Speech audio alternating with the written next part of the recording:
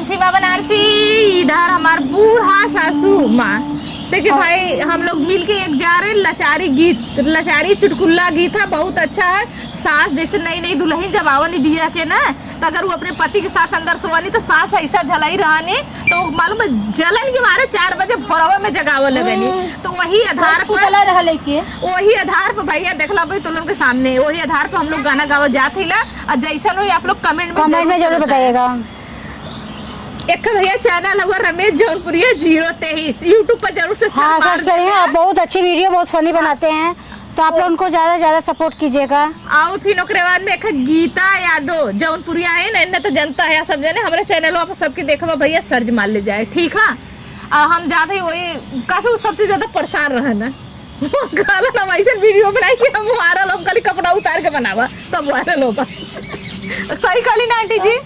देखा ऐसे सास रही है भाई तो पतो भी आई जाइए। चैत में 4 बजे लागे वो घाई, चैत में 4 बजे लागे वो घाई, चैत में 4 बजे लागे वो घाई, चैत में 4 बजे लागे वो घाई। सास ससुर हमके भोरे जगावे, सास ससुर हमके भोरे जगावे, सैया न छोड़ कलाई, चैत में 4 बजे लागे वो घाई, चैत में 4 बजे लागे वो घाई, चैत में 4 बजे लागे वो घाई, चैत में 4 बजे लागे वो घाई, चैत में 4 बजे लागे वो घाई, चैत में 4 बजे लागे वो घाई, चैत में 4 बजे लागलो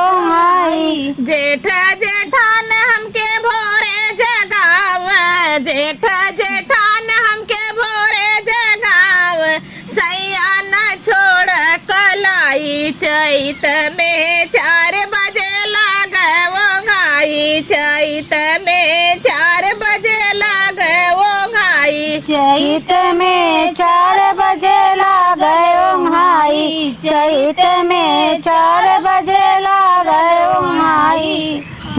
देवर देवरान हमके भोरे जगावे, देवर देवरान हमके भोरे जगावे, सैया न छोड़ कलाई, चैत में 4 बजे लागे वो घाई, चैत में 4 बजे लागे वो घाई, चैत में 4 बजे लागे वो घाई। ननद नंदोय हमके भोरे जगावे, ननद नंदोय हमके भोरे जगावे, अरे सैया न छोड़ कलाई, चैत में 4 बजे लागे वो घाई, चैत में 4 बजे लागे वो घाई, चैत में 4 बजे लागे वो घाई।